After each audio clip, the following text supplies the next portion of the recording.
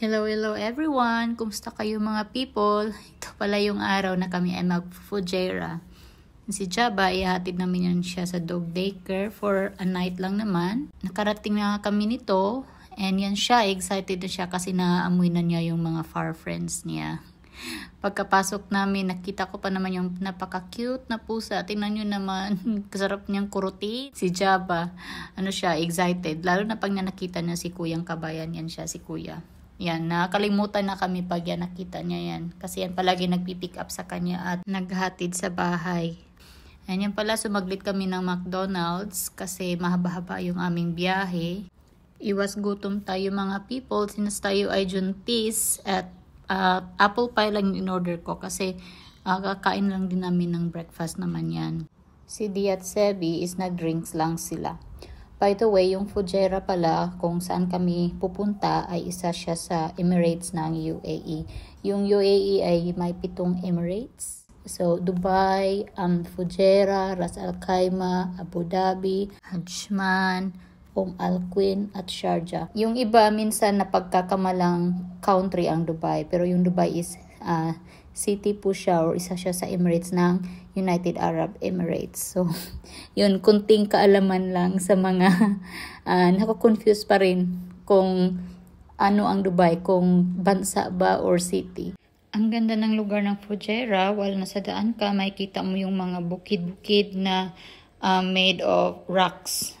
Minsan may mga granaries din naman sila pero madalang lang. Kadalasan talaga is ganyan, bukid na mabato. Minsan yung daan parang mataas ata siya kaya naifeel mo yung pressure sa tenga mo.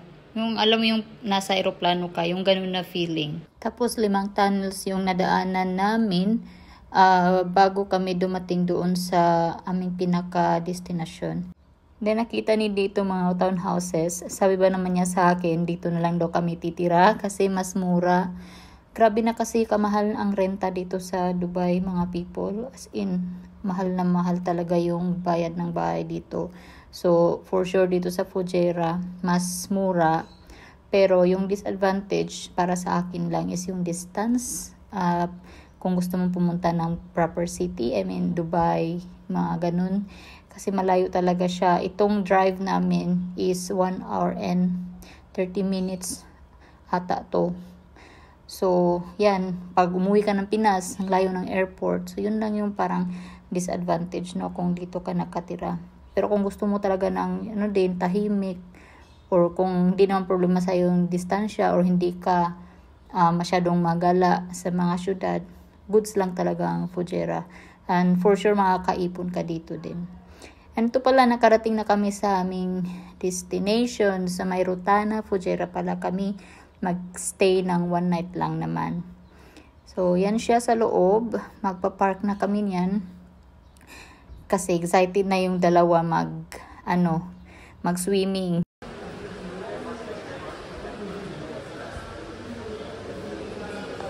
Oh yeah, me too. I don't know why.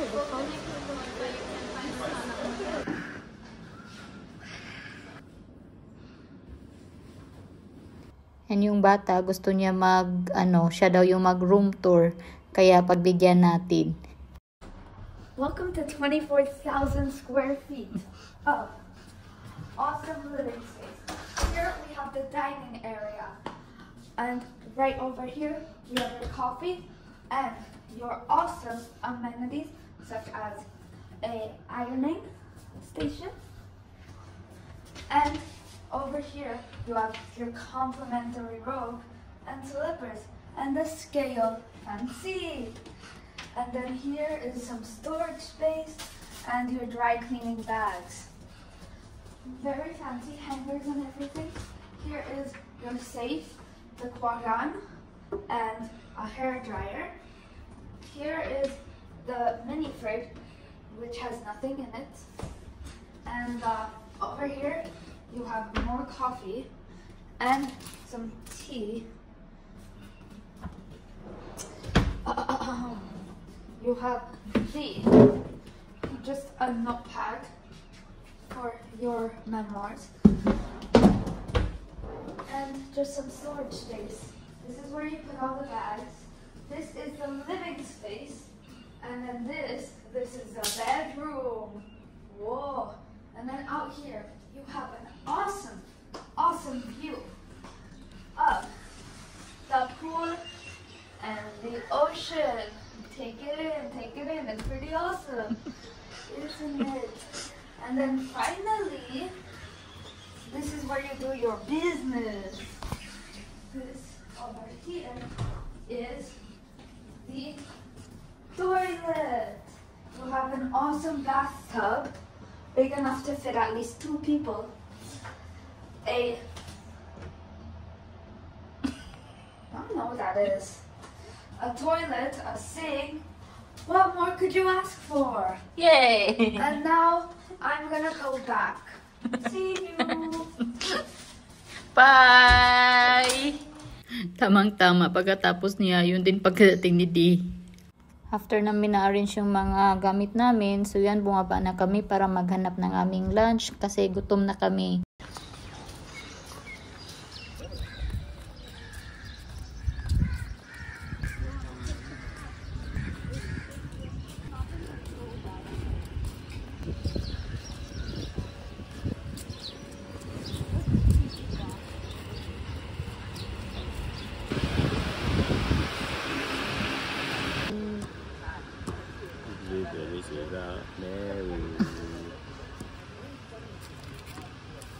I'll get him to take a little picture of it because I want to see the big.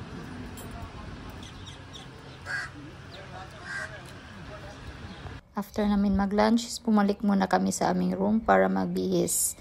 Tingnan nyo naman yung bata, oh, di ba? Excited talaga siya mag-swimming. Kaya yan, siya na talaga nauna. Nagtampisaw din ako niyan. This time, hindi pa masyadong busy, pero later niyan is ang dami na. Nung mga hindi na masyadong mainit, ang dami ng families. Mostly sa mga guests nila is Russians.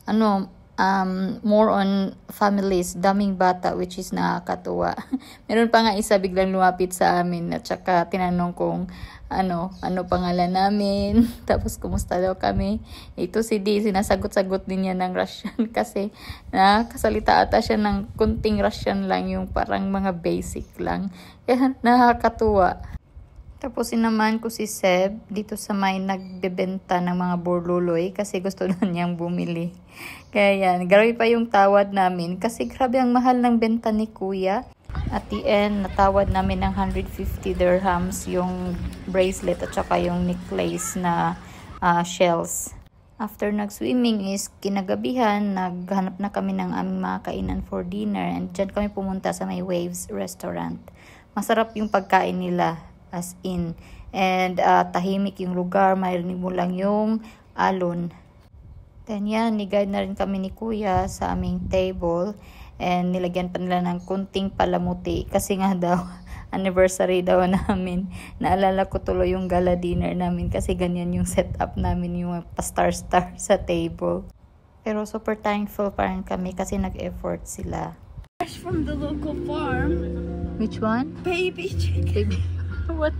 And nakapag-order na nga kami ng aming food. Yan lang ang aming in-order, paella, which is good for sharing. Sobrang busog kaming tatlo niyan. And then after, binigyan pa kami ng complimentary slice of cake kasi nga daw anniversary namin. And yun lang guys ang aking vlog for today. Maraming salamat sa inyong palaging panonood. Ingat kayo palagi. God bless and bye-bye.